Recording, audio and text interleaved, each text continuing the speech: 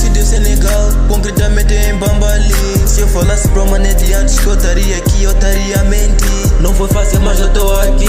Muita fome na vida senti. Foi no fim do mundo que eu vivi. No mundo rodeado de fome, sem água pra consumir. Mas eu não desisti, continuei a fazer a coisa que um gajo ama. Não tinha quadra aqui, a gente jogava bola em um campo de lama. Na hora de dormir, a gente dormia no chão porque não tinha cama. Mas eu não desisti, com muito trabalho duro, nigga. Hoje eu sou imbatível, tô jogando em outro nível.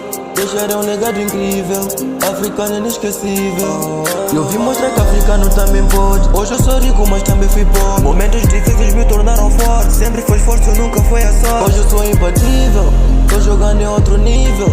Deixar um legado incrível, africano inesquecível.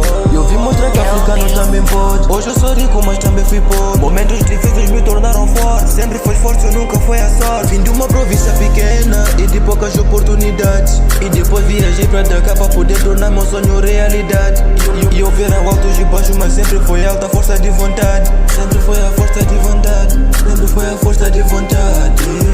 Quando eu joguei pela Premier League, pra todos eu mostrei quem eu sou. Contra Liverpool meti um hat-trick e o Klopp se impressionou. E o Matreco depois me ligou e daí me contratou. Esse africano chegou a fazer show. Esse africano chegou a fazer show. Moleque liso, sempre ponta a bola. Impressionou o Pepe Guardiola. Ele domina tipo pet em cola. No seu povoado ele fez escolas. Agora o papi anda com oitolas. É preto chique, tá cheio de mola. No Liverpool ele já fez história. Bolo de bicicleta, isso é show de bola. Nunca desista dos sonhos, meu mano. Hoje eu sou o melhor jogador africano. Eu já cheguei no Bayern voando. Golos e golos sempre vou marcando. Bola de ouro já tá me esperando. Negro africano já tá prosperando. Jogador caro, humildade exalando. Vamos mostrar pro mundo quem tá comandando. Hoje eu sou imbatível, tô jogando em outro nível. Deixar um legado incrível, africano inesquecível. Eu vim mostrar que africano também pode. Hoje eu sou rico, mas também fui pobre. Momentos difíceis me tornaram forte. Sempre foi esforço, nunca foi a sorte. Hoje eu sou imbatível, tô jogando em outro nível. Deixar um legado incrível, africano inesquecível.